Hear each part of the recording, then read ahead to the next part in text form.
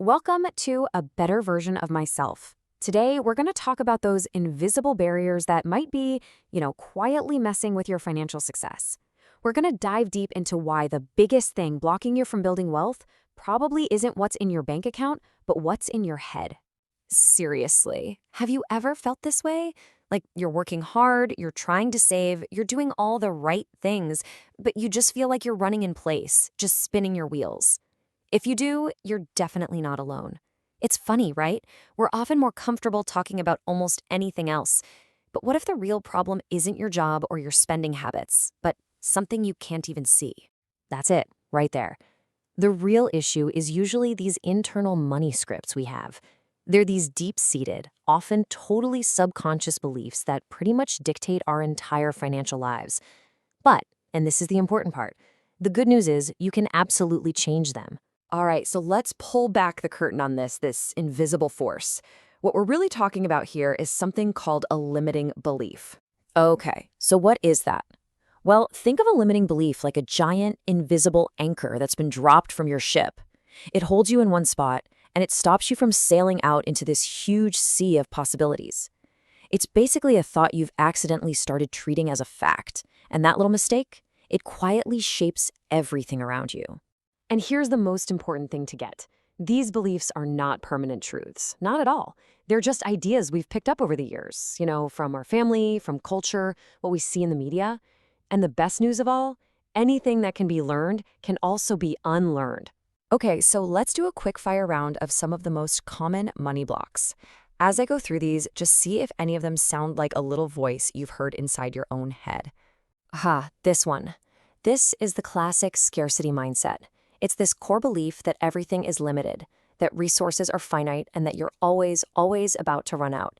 It keeps you stuck in this feeling of lack, always focused on what you don't have. This belief paints wealth as this incredibly painful, sacrificial journey. And because of that, you might undervalue what you do, or maybe you won't ask for that raise because the cost just seems way too high. It literally becomes a self-fulfilling prophecy, because if you believe it has to be hard, well, it will be. Now, this belief attaches a moral judgment to having money. And think about it. If you subconsciously believe that having a lot of money makes you a bad person, then you are going to unconsciously sabotage yourself from ever getting it. Why? To protect your identity as a good person. It's wild. Oof, this is a deep one. It's tied directly to your feeling of self-worth. It might come from a place of shame or just this feeling that, financial success is for other people, but not for you. It is an incredibly powerful anchor holding you back. I hear this one all the time. It's probably one of the most common limiting beliefs out there, and it becomes this perfect excuse to stay in debt or to not even bother making a plan.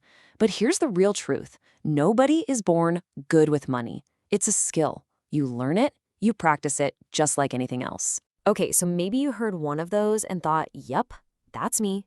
So now what? Well, we're going to walk through a really simple but super powerful 3-step framework to take that belief apart and start building a whole new reality. First things first, we have to play detective. We need to figure out where this belief actually came from in the first place, because understanding its origin story is the key to taking away its power. So really ask yourself this. Can you trace it back to a specific moment? Maybe it's a fuzzy memory of financial stress in your house when you were a kid. Maybe your parents snapped at you for wanting something they couldn't afford. Just get curious about it, with zero judgment. So this all comes down to being mindful. When that thought pops into your head, don't try to fight it. Just notice it. Literally say to yourself, oh, hey, there's that I'm not good with money story again. The moment you label it as just an old belief and not a current fact, you take away its power. And then you can choose to let it go. All right, in step 2, we're not just letting go of the old belief, we're going to actively replace it with a new, much more empowering one. Once you can spot that negative thought when it shows up, you can consciously choose its opposite. This is where you actually start to rewrite your internal script. And this is where the magic really happens. Look at the shift in the language here, and the power. I'll never becomes I choose to.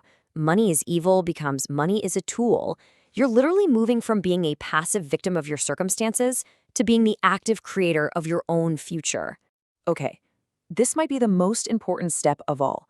Your mindset is critical, but it's not enough on its own. You have to take action in the real world that proves your new belief is true. Your actions are the evidence that literally rewires your brain. Now, these actions might seem small, but they are so incredibly powerful. For example, tracking every cent that comes in, that's not about being restrictive. It's about proving to yourself that money is constantly flowing to you. Or finding expanders, that just shows your brain, hey, what I want is totally possible for people just like me. And reframing from saving to making, that shifts you from a mindset of lack to one of creation and possibility. It's a total game changer. So you see, by uncovering the root of the old story, reframing your thoughts into a new one, and then taking new actions, you're not just sitting around hoping for a different result. You're actively, consciously rewriting your financial story from the ground up. And this, right here, this is the key takeaway. You can get a raise, you can start a side hustle, whatever. But if your deep, underlying beliefs about money don't change, you will always hit a ceiling. True financial freedom absolutely requires you to do this inner work. So I want to leave you with this question. Just pick one story, the one that really hit home for you today. What is it? And what is the new story that you're going to start telling yourself starting right now? If this was helpful for you, make sure you subscribe to A Better Version of Myself for more tools to help you rewrite your own story. We're putting out new explainers every week to help you build a life that you really want. Thanks so much for joining me.